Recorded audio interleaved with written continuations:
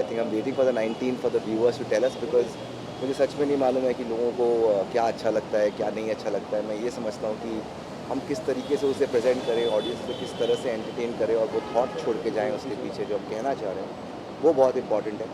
तो हम वही कर रहे हैं और 19 का वेट कर रहे हैं। आई होप दर्शकों को ये पसंद आए और लोग ये देखें कहानी और हमें मालूम पड़े कि हमने अच्छा किया है। हमने जो भी किया है काफ़ी दिल से, पूरी जोश के साथ, एनर्जी के साथ, अपने पास्ट के एक्सपीरियंसेस एंड लर्निंग्स के साथ ये कहानी कह रहे हैं। So we looking forward to the 19।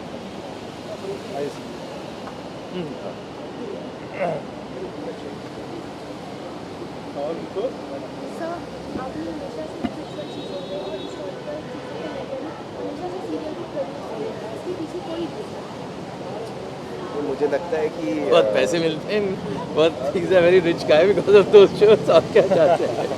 नहीं, मुझे लगता है कि हम इस इंडस्ट्री में इसलिए नहीं आए कि यहाँ पे हम क्योंकि हमें नहीं मालूम है कि हम कोई भी चीज़ करें तो उसका क्या रीज़न होगा, पर मुझे ये मालूम है कि हम यहाँ पर इसलिए आए कि हम अच्छी कहानियाँ कह पाएँ। ये हमारा कल्चर है, ये हमारी हिस्ट्री है। ये कहानियाँ ऐसी नहीं है जो आप कल सुबह सोचो तो आप परसों बना सकते हो। इनके पीछे बहुत मेहनत लगती है, चीज़ें समझनी पड़ती हैं, हम पढ़ते हैं उसे, हम किस तरह से उसे आज इंटरप्रेट करें व्यूअर्स के लिए, वो बहुत इंपॉर्टेंट होता है।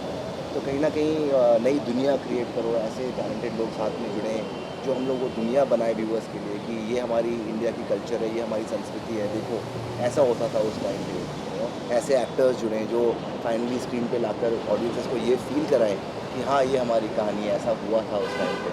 तो ये सारे फैक्टर्स जब आपके पास ऐसे ऑप्शंस हों तो और कोई चीज़ करने में ज़्यादा उतनी चैलेंजिंग चीज़ नहीं लगती। तो इससे मैं भी हर बार कुछ सीखता हूँ, मुझे हर बार पढ़ना पड़ता है, समझना पड़ता है कि हम ये कहानी शिव जी ने क्यों अपनी लाइफ में कही होगी, इसका भावार्थ क्या है, इसके पीछे थॉट क्या है। तो काफ़ी चैलेंजिंग लगता है मेरे को और एक्साइटिंग लगता है, इसीलिए मैं ये स्पेस पे काम करता हूँ। जहाँ पे PR का वेरी इम्पोर्टेंट कि अगर शो 3 से 4 महीने में भी परफॉर्म नहीं कर पाया तो ऑफर हो जाता है। And it is said that mythological shows are any which is more challenging in terms of creative and finance. तो ऐसे टाइम में माइथोलॉजिकल शो को लाना ड्यू टू इट्स रिस्की और at least it is very challenging in terms of PR। Of course I think that what you are saying is absolutely true. अभी के time पे अगर आप कहानियाँ कह रहे हो और आप ऑडियंसेस के पास आज 25 इयर्स में इतना एक्सपोजर हुआ है कि उनको ग्लोबल कंटेंट का एक्सपोजर मिला है, उनके पास सारी अलग अलग चीज़ें हैं, पर मुझे लगता है कि कहीं ना कहीं टेलीविज़न एज अ प्लेटफॉर्म जो एवरी डे लोगों को हम लेके आते हैं कि आप आइए आज देखिए, आप फिर कल देखिए, फिर से परसों देखिए, ये एक इन इटसेल्फ बहुत ही बड़ा चैलेंज होता है। इसे लिखना, बनाना, प्रेजेंट करना कि हम दर्शकों को रोज़ बोलें कि आप आज फिर देखो हमें, क्योंकि आप किसी को आज एक 5 मिनट बैठा के कुछ दिखा दो तो वो समझ जाऊँगा मैं कि क्या होता है। मुझे ही दिखाने की कोशिश करे तो it has to be a particular type so of course it's a big challenge. And कहीं ना कहीं टेलीविज़न के साथ साथ में कंजम्पशन पैटर्न्स जो हो रहे हैं, ऐड हो रहे हैं, तो आज जिनके घरों में टीवी है वो टीवी पे देख रहे हैं, जिनको वो जियो सिनेमा पे देखना है वो जियो सिनेमा पे देख सकते हैं। तो कहीं ना कहीं व्यूअर कंज्यूम कंटेंट कर रहे हैं, पर अलग अलग टेक्नोलॉजिकल एडवांसमेंट्स के साथ में। पहले हम कैसेट में गाने सुनते थे, आज एलेक्सा को बोलते थे तो गाने सुनते थे।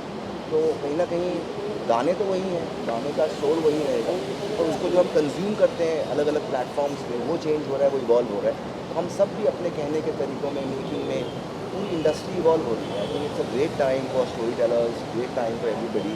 कहीं ना कहीं अगर आप अपने बिलीफ के साथ कोई कहानी कहोगे तो उसके लिए उसको वो दर्शक मिलेंगे। और कोई चीज़ चलना या नहीं चलना, सच बताऊँ तो इतने एक्सपीरियंस लोग हम सब साथ में यहाँ खड़े हैं, किसी को नहीं मालूम है कल क्या चलेगा, किसी को नहीं मालूम है कल क्या वर्क करेगा। अगर आप यही सकते हो जो आपकी बिलीफ हो, आप उसको पूरे दिल से करो, अच्छे से करो, और उसके बाद वरना आप एस्ट्रोलॉजर बन जाओगे जो फ्यूचर प्रेडिक्ट कर सकता है। और मुझे फ्यूचर के बारे में कुछ नहीं मालूम है। तो अच्छा करेंगे, बाकी 4 महीने बाद क्या होगा, 3 महीने बाद क्या होगा, वो चलेगा या नहीं चलेगा या पता चलेगा, वो आउटकम है आपके एक्शंस का, वो आप पे कंट्रोल में एनीवे नहीं है। तो I think that's most important. Siddharth ji, last question, जब राधा रोटी शुरू हुआ था वो टीनेज रोमांस था तो जो पब्लिक एक्सेप्ट नहीं कर पा रही थी, बहुत कॉन्ट्रोवर्सी थी। अब ये जैसा आपने कहा था इसमें मेच्योरिटी रोमांस होने वाला है, तो इस चीज़ों के लिए आप कितने तैयार हो कि वो कॉन्ट्रोवर्सी क्रिएट होती है, फिर शो बंद करने की बात होती है, इसके लिए आप कितने तैयार हो? क्योंकि जी जी बिल्कुल है। एक्सेप्ट नहीं कर पाते थे। देखिए मुझे क्या लगता है ना कि हम जब राधा कृष्ण की कहानी आई थी तो पहले दिन से वो बिल्कुल ही एक्सेप्टेड थी। तो वो तो बात अगर मैं ये अभी से टीआरपी की बात की तो वो तो बिल्कुल ही उल्टा था टीआरपी के फ्रंट पे। पर मोर देन दैट मुझे क्या लगता है कि काफ़ी रिस्पॉन्सिबिलिटी है हम पे कि हम इस देश की ये कल्चर की कहानियाँ कह रहे हैं। कहीं ना कहीं हम उसको मजाक नहीं बना सकते। मुझे लगता है कि हम उसे पूरी श्रद्धा के साथ में और हमारे पास को ग्लोरीफाई करते हुए उन कहानी को कहना चाहिए। और हमारा कंट्री हमारे देश में अलग अलग जगहों पे अलग अलग टेक्स्ट पे अलग अलग चीज़ें लिखी हुई हैं। तो कहीं ना कहीं कभी ना कभी कोई ना कोई अपसेट होता है। Many versions. अलग अलग वर्जन है। एक ही किताब की एक ही आप एक बुक स्टोर में जाएंगे आपको 10 तरह की गीता रखी रहती है वहाँ पे। तो कौन सी गीता सही है कौन सी गीता गलत है वो एक इंसान की इंटरप्रिटेशन है। यही हमारी संस्कृति है that you have to build your own thoughts. हम एग्ज़ाम स्कूल में पढ़ते हैं, अगर हम जो बुक में लिखा है वो एग्ज़ाम में लिख के आते हैं तो 100 मार्क्स नहीं मिलते किसी को, 50% ही मिलता है। क्योंकि आपके टीचर ने आपको ये बोला कि आपने क्या सोचा उसमें से, आपने क्या समझा, आपने क्या लिखा। तो हम वो कोशिश हर बार करते हैं और उसमें कुछ लोग दुखी होते हैं, पर हमारा इंटेंशन कभी ये नहीं है कि किसी को दुखी करना। हमारा इंटेंशन ये है कि हम अपने कल्चर को इस तरह से प्रेजेंट करें कि लोगों को लगे they feel proud of being Indian, they feel proud this is our roots and our new generation should watch these stories to understand कि who are we, where have we come from, what is our past, why are we the way we are. I think these things are more important and some people will always be upset. Is everybody happy with you in your house?